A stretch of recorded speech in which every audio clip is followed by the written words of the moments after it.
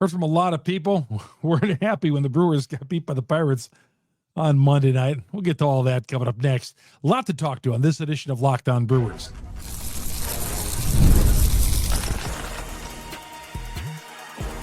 You are Locked On Brewers, your daily Milwaukee Brewers podcast. Part of the Locked On Podcast Network, your team every day. Yeah, we got some passionate fans out there, and I get it. I love it, man, because it shows you care. It shows you care because I care, and I get accused sometimes of being too negative about the Milwaukee Brewers. Going on and talking about how they never won a World Series championship and been the one World Series in my lifetime and all that. One World Series in their history. So, yeah, I get it. So tonight, after sweeping the Twins, I thought, oh boy, if they lose this opener against the Pirates, I'm going to hear from some Brewer fans who are just irate. And sure enough, I did. Brewer fans we're all predictable because we're all thinking the same thing. Hi, everybody. Chuck Freeman, Instant Reaction, Locked On Brewers. One guy immediately, 5 minutes after the game, messaged me. I'm going to keep his name out of it. Embarrassing. How do you lose to the last place Pirates? Embarrassing. I'm here to tell you, man, baseball is just a different game. Unlike the NFL, the Packers go out and lose to a 1-14 team. That's different. Let's say if Georgia, the number one ranked team in college football, usually, let's say, they're perennial, usually one of the best teams in college football. They go out and get beat a non-conference game by Wayne State. That should never happen, right? But in baseball, the Brewers were like a 162 favorite in this game. So that's an equivalent to being like a 4-point favorite in the NBA or a college basketball game. That's how baseball is. That is how baseball is. So it wasn't like the Brewers were a minus 900, a 12-point favorite, as it would be in an NBA game or an NFL game. These things happen. The Pirates a few weeks ago swept a 3-game series with the Phillies. And yeah, as soon as I hit my direct message button today, and I appreciate it, man. Like I said, I'm always accepting of the DMs and all that, but yeah, some of you guys weren't happy. But like I said in my short video right after the game, taking 2 or 3 isn't the worst thing in a roll, and it's not the loser's attitude. Trust me, that's just the way baseball is. I had another guy email me and just taking me to task on that about how I should set my standards a little higher than winning 2 or 3. Of course you want to sweep a series. Of course you do. But, I mean, if you look at baseball, that's just the way it's played. The Brewers aren't let's face it, we love the Brewers, but they ain't the 27 Yankees, all right? They're on a nice little roll right now, but they're susceptible to losing to anybody. I mean, if the Dodgers can lose to bad teams, but the Brewers, okay, 7 games over the 500 mark. I'm just happy as a lark. They're 7 games over the 500 mark. Yeah, they could have taken advantage of the Cubs losing to St. Louis on Monday night, and the Cubs aren't playing great as of late either. But still, that's just those kind of things happen. Now, I wasn't real happy in the 9th inning that Durbin was stealing second base, that he got the Stein to steal second base with Bowers was at the plate. Bowers at the plate, okay, who hasn't played much as of late, but man, he nearly jerked one out in right field. And we got Durbin trying to steal with nobody out, trying to steal second base. And I know, no, this isn't because he got caught and he overslid the base because he was going to be in there. But even if he steals successfully and is safe, I'm sitting here like, the risk is not worth the reward and something like that. That's my opinion. I don't feel the risk is worth the reward. I don't care if Ricky Henderson's at first base. I don't know. I got the leadoff guy aboard against Bednar. Decent closer, but he can be had. And I got Bowers at the plate. I'm taking my chances. And Bowers ended up walking. So would have had guys at first and second and nobody out. And who knows if that inning would have changed differently if Durbin was at first base. But I'm saying if Bowers walks there, and he did, you got runners at first and second, nobody out. And a lot of things can happen there. Just didn't like that situation. I do not like running in that situation. Nonetheless, Brewers ended up losing that game. Yelich hit a 2-run homer to tie it up, and Yelich just continues on his tear. Tied it up at 4 with hitting one around the foul pole in right field, and raising his batting average now to 263. Yellow's just been on fire. After that home run, he had been 10 for his last 16. 10 for his last 16. So that was good that happened in a game. Aaron Ashby, sucking up 3 innings of 3 at ball, no earned runs, and 6 Ks. That happened good. And that was good in that game. I'll take that. What didn't I like? We're going to have to talk about Chad Patrick. Yeah, what to do about Chad Patrick. It's not like he's pitching poorly. He's not going out there getting shelled, but he's got an ERA of near 8 in his last 3 starts. And the pitching has been so good. Normally, we wouldn't be talking about this, about who's going to be the odd man out of this rotation, if and when we assume very soon, hopefully, Woodruff comes back, and maybe down the line with Cortes. I'm going to get to both of those guys coming up here in a little bit. But Chad Patrick, through 5 innings, he was at 99 pitches. He did strike out 9. He gave up 4 runs. It's his 3rd start of giving up 4 or more runs. Third straight start of giving up 4 or more runs. Again, on some teams, Patrick, there'd be no doubter. You keep running him out there. On the Pirates, you keep running him out there. But you have such great pitching, and I'm talking great pitching. You got guys on the injured list who are coming back. You got guys like Logan Henderson down to the minor leagues. You got Tobias Myers, who did pitch 5 innings on Sunday with 6 Ks. He's not coming back anytime soon, but you got a lot of guys down there. The competition in the starting rotation is a good thing. I mean, here we are, the Milwaukee Brewers, where the most expensive thing in Major League Baseball right now is starting pitching. And the Brewers aren't paying a lot of money for some of these guys, and they have one of the best starting rotations, I feel, in baseball. Yeah, they don't have the sexy marquee names out there, but they do, where a guy like Chad Patrick might be on the odd man out if Brandon Woodruff comes back. When he does come back, the odd man out would be Chad Patrick at this point. But so Patrick, yeah, it wasn't great. Brewers, the Brewers pitching. How do you not win a game, too? I want to say when you strike out 16 of the opposing hitters. Usually, if you strike out 16 times in a 9-inning game, 16 of your 27 outs are strikeouts. How about that? 16 of the 27 outs are strikeouts. Yet the Brewers still lose. Brewers are a strange team. I was telling when I was on ESPN Lacrosse on Monday for my usual hit up there. I said, yeah, with the Brewers, you just never know. Okay? They can go out there and sweep the Phillies in a 3-game series on the road, or do what they did this past weekend, put up 45 runs in 3 games in the sweep of the Twins, and come right out and lay an egg against one of the worst teams in baseball. That's baseball as well. Chalk it up for the baseball, and I chalk it up to the Milwaukee Brewers, because that's just what they do. But nonetheless, I'm not getting too upset about it at all. I'm glad to see Bowers in there. I know with Isaac Collins. And let me just say one thing about Isaac Collins. And it's hard to take him out of the lineup right now. I get that, because he's hitting so well. And you just got to ride him out. He batted 6th today. He's been batting 5th. He's batted 6th today. You just got to ride the guy out. Yeah, let's be honest. Isaac Collins is overachieving. Long-term, Isaac Collins, I'm sure a great guy and all that. But long-term, the guy's not an everyday left fielder. Probably not an everyday outfielder for anybody. But he's a nice guy to have on a team. Good utility guy. Can play him a lot of different places. And he's going to go out there, maybe sit on the bench a little bit. And when you give it a shot to play, he's going to play it. Now, I feel like, again, he's overachieving a little bit. So when I do the buy and sell, if I do buy and sell, I'm not buying completely on Isaac Collins right now. But right now, keep on playing him. It's not like though he's batting like 500 or 300.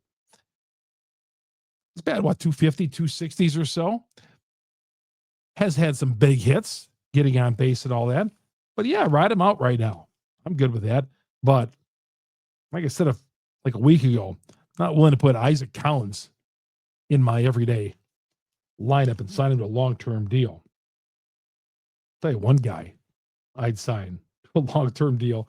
He signed through 2030, but I would love to have Brian Reynolds on the Milwaukee Brewers. I put out a tweet. I would sign him, and if I was the Brewers, I would sign him, say, Mr. Reynolds, where do you want to bat in the order? Mr. Reynolds, what position do you want to play? That guy, when he plays against the Brewers, he is just great. Just great. I mean, like, he's like one of my favorite. I've said this before. He's one of my favorite non-Brewers. I don't like other teams. I'm not one of these guys who, well, I like the Dodgers or I like the Yankees and the Brewers. No, I like the Brewers. That's the only team I like. I don't like the other 29 teams I can't stand. But Brian Reynolds, I wish that guy was, if that guy was available, I'd love to have him on the Brewers. Man, every time I see him, he's like Rod Carew out there. He's Rod Carew, Wade Boggs. He's all the great hitters. He just gets it done against the Milwaukee Brewers. Can't get the guy out. Love the guy. I always love Brian Reynolds. I feel like he's been doing it forever against the Brewers. Got to somehow get that guy on the team. All right, we come back. We'll talk about Woodruff, Cortes. The Reds made an interesting move. Candelario. What do you think about that? Third baseman on the market right now. We'll talk about that. Some injury updates as well. All that coming up next. Chuck Freeman here on Locked On Brewers. Locked On Brewers, part of Locked On Podcast Network. We are your team every day, and Monarch Money is a great sponsor here of our show each and every day here on Locked On Brewers. And I was just talking to Shannon tonight. I said, man, our Monarch Money says we spent too much money. Now, I know before golfing tonight, she was angling that we should go watch the Brewer game somewhere. I did not go cover the game tonight. I'm doing it from the home studio. I'll watch the game at home. I said, now Monarch Money says we spend too much money going out and eating. Monarch Money, yes, our personal CFO, and it can be yours as well, giving you full visibility and control over your finances. Monarch Money. Take control of your finances. It's going to show where you're spending your money. Spending it going out to eat, you're spending it going to the movies, online shopping, wherever you're spending your money. Monarch Money is an all-in-one convenient spot to find out what you're doing with your finance, what you're doing with your money. Take control of your finances right now with Monarch Money. Use the promo code LOCKEDONMLB at monarchmoney.com, and you're going to get 50% off your first year. You're going to save on money just by using this. And it's going to tell you again where you're spending your money. monarchmoney.com, promo code LOCKEDONMLB. You're going to get half off your first year and find out how you could just not just manage your money, but start building some wealth, which we all want to do, right? We all want to start building some wealth, build for our future and all that, and find out where we're spending, where's our paycheck going to. Monarch Money will tell you all of it. Good to have you along here on Locked On Brewers, part of Locked On Podcast Network. We are your team every day. I'm Chuck Freeman, by the way. I don't know if I introduced myself to start the show. I was so excited to start the show tonight. Big rainstorm here in Wisconsin. Half that game at AmFam Field was played under the roof. And by the way, I'll be there the next two nights, Tuesday night, Wednesday afternoon. You see me anywhere in the ballpark, heading up to the press box or whatever, walking around, please, by all means, stop me and say hello. Never, ever too busy to stop by and talk to the great fans, the great Brewer fans, the great fans of Locked On Brewers. I appreciate all you guys, and continue to message me on Twitter, Chuck Freeman, FREIMUND. Also on our YouTube page, you can message me a note as well. And that's how you subscribe to all our content is free. If you want to go to Google, Spotify, Apple, we're on all the major downloads out there. Wherever you download audio podcasts, we're on all of them. So you can set an alert every time we drop an episode. We're on all the platforms out there. And if you're on the audio platform already, go to our growing YouTube page. Please, you go to your YouTube, become a subscriber. Again, it's free. Search Locked On Brewers.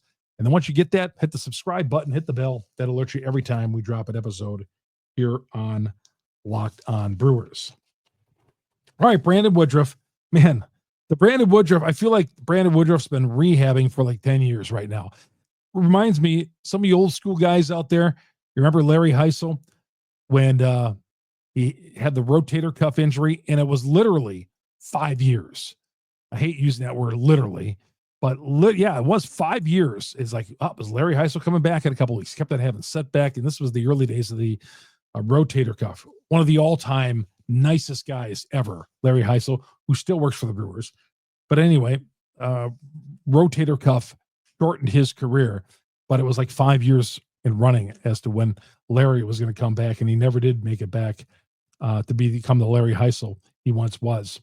But Brandon Woodruff, I feel like he's got constant rehab starts in simulated games. He had a 60-pitch simulated game. Sound like all the stuff was good. The same stuff we've been talking about through spring training and all that. But he keeps getting injured. Shoulder injury to start with. That's what his initial rehab.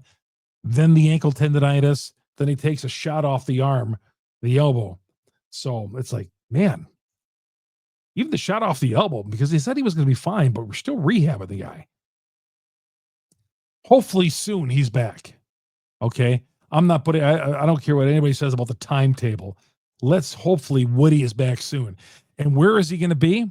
Yeah, he's going to replace somebody in that starting rotation. Woody ain't coming back to be a bullpen guy or a long relief guy. He's not going to, he was one of the best guys in Major League Baseball a few years ago. And he's going to get every shot. The Brewers got some money invested in Woody. Mark Attanasio is not going to say, if Matt Arnold wanders over to Attanasio's office at AmFam Field and says, Mark, Woodruff is ready to come off the injured list. He's ready to go. We're ready to play. He's ready to be on this roster.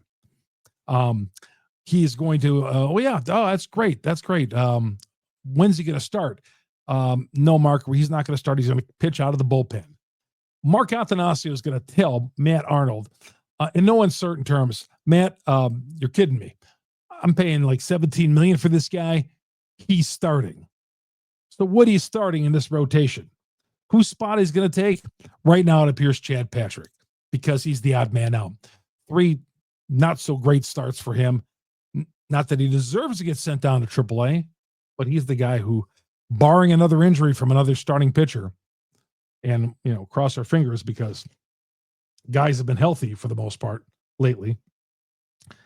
Woodruff is going to start. He's not pitching out of the bullpen. He's not doing long relief. And he's probably going to take Chad Patrick's spot. That's going to be my guess. Murphy was kind of asked about this today after the game tonight about Patrick. And he said, those are discussions we're going to have. So we'll see. As far as Cortes, Nestor Cortes, who they got in the Devin Williams trade. Cortes almost an afterthought these days. He threw a 25-pitch simulated game as well, and it sounds like after the All-Star break, the rumblings out there are Cortes, if he comes back to the team, given the Brewers have so much starting pitching already and young guys that they really like, they would try to trade Cortes, I think, because they have guys waiting in line to start in this rotation. And Cortes, who started the season second or third in this rotation, Cortes is going to be trade bait. If he comes back and pitches well, they will trade him. Mark my words, they will trade Cortes. Barring injuries again, I think Cortes is the odd man out. Candelario was released by the Reds. The Reds are on the hook for $22.5 million of his remaining part of that contract. He did sign a 3-year, $45 million season, 3-year, $45 million contract last season. But he's been coming off of injuries, coming off a spine strain. Ouch. But before that, he was hitting .213 with 29 Ks. There must be something with Candelario that they don't really see a future in. And that is a terrible signing for the Reds. I'm telling you, if the Brewers had to pick up the $22.5 million, I wouldn't do it. But somehow, if you got that guy in the sheep and you got the Reds to pick up the rest of that, because the Reds are on the hook for $22.5 million, if you can sign him for very little, I would do it. Because remember, all these contracts are guaranteed. But I would do it. Again, I wouldn't pay him the $22.5 million, but it sounds like a Brewers move, right? Third baseman, veteran player, guy who come in and play some third base for you. Now, let's hope he doesn't bat .213 and strike out 29 times in that duration of the early part of the season. But yeah, They activate him, and then they DFA'd him, the Reds. I did not see that coming, but they did. I don't think a lot of people did. Reds sending a message to their team there that they better get in shape.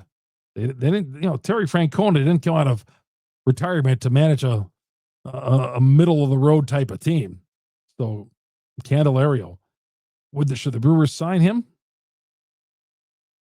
Yes, I would do that for the bare minimum if you could get away with it somehow. What else? Oh, I saw the Miz was on Foul Territory today. I'm not going to get much out of the Miz as far as he's not going to say any outlandish things. He's not going to. He's a humble guy, and he was on this show. And the one thing he did say is that he thought he would get hit around in his first start. He said he thought he'd come up here and get hit around in his first start and then make his adjustments after that. But so far, he's been just amazing in his first two starts, and he'll start against Skeens on Wednesday. That matchup is getting a lot of hype already. We'll talk more about that tomorrow night. We'll update a couple of injuries when we come back and tell you, will the Brewers, could they even get anybody in the All-Star game? Well, the early returns look terrible. We'll get that coming up next here on Locked On Brewers. Locked On Brewers, part of Locked On Podcast Network. We are your team every day with Rugiet. With Rugiet, guys, you've probably heard of Viagra or Cialis, or maybe even tried them. Rugiet is the next-gen prescription treatment designed to amplify arousal in the brain and boost blood flow. Unlike the usual pills that could take hours and hours, Rugiet is 3-in-1. Formula dissolves under your tongue and kicks in very fast, on the average at about 15 minutes. Can last up to 36 hours. But if you're interested, 150,000 men have already made the switch, and you can as well. Head to Rugiet, RUGIET.com/LockedOnMLB and get 15% off today. And again, if you tried other prescription drugs or what have you, or if you've gone online and order some your Viagra or Cialis, well, and it's not what you really want, Rugiet Ready is ready to go for you. Rugiet.com/LockedOnMLB, 15% off today. Rugiet, RUGIET.com. Use that promo code LockedOnMLB for 15% off. Chuck Freeman here on Locked On Brewers, part of Locked On Podcast Network. We are your team every day. All right. First results of the All-Star polls, and of course the Brewers aren't leading any of them. And I'll be honest, is there a Brewer in that entire starting lineup who should make the All-Star team? Nobody should start, right? There isn't a player on that team who should start, and nobody is up in the voting. Nobody's high up in the voting at all. Yelich is 8th in DH. And if you were to tell me right now, you were to ask me right now, who should make the All-Star game from the Milwaukee Brewers, I would say Freddie Peralta. And if Yelich keeps hitting like this, and he's been amazing, and he's 10 of his last 16, building on what he did a couple of weeks ago during that 8-game winning streak, he's got 15 home runs. Yeah, maybe Yelich. I'm not saying he should start, but still, that batting average is up to 263 now. How about this, though? And I know I got to pump the brakes on it. Remember last year when Paul Skeens started the All-Star game for the National League? Could Jacob Mizorowski, if he keeps this thing going, okay, 2 great, amazing starts so far, would it be in baseball's best interest to promote their young stars, even though he's in Milwaukee, and Major League Baseball does not like Milwaukee at all, does not like the small markets. They've never come out and said that, but, we could read between the lines with Major League Baseball, what they think of Milwaukee. The Miz, if he keeps this going, and I'm not saying pitching 7 perfect innings, but pitches like this and is dazzling and buckling people at their knees, I don't see how Miz cannot be in the All-Star game. But, like I said, before you say, Freeman, pump the brakes, hold on a little bit. I'm just saying.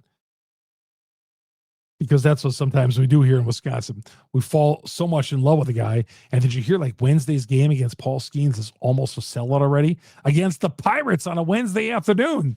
That never happens. Never happens. But, man, that would be cool. But let's just enjoy the Miz while he's pitching the way he is and see how Wednesday's performance goes. A couple of quick injury updates. Garrett Mitchell is getting a second opinion on his shoulder. Brock Wilken, a second opinion on his knee injury. When guys get a second opinion, that's never a good thing. When guys get a second opinion on his knee, I always think to the negative about that. That's just my experience. When guys get second opinions, it's like, oh boy. All right, the Brewers will set out Freddie Peralta against Andrew Heaney. 6:40 start Central Time. Brewers 3.5 games behind the Cubs. I mentioned earlier the Cubs got beat in St. Louis. We'll be right back here tomorrow night. Again, you find us on Google, Spotify, Apple. We're on all the major downloads.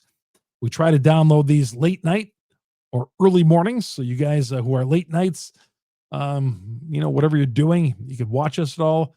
And those you guys who got to get up in the morning, you guys and ladies that out there, and sounds like 10% of our audience right now, we have female listeners. We need to keep growing that. That's awesome. So we drop early mornings, overnights, or whatever. It's all there for you. We're here talking Brewers baseball with you on a daily basis. Locked On Brewers. You make us your first listen to every day. That's why we're the #1 Brewers podcast on the internet. We'll talk to you all tomorrow, everybody. My name is Chuck Freeman. Locked On Brewers, part of the Locked On Podcast Network. We are your team every day.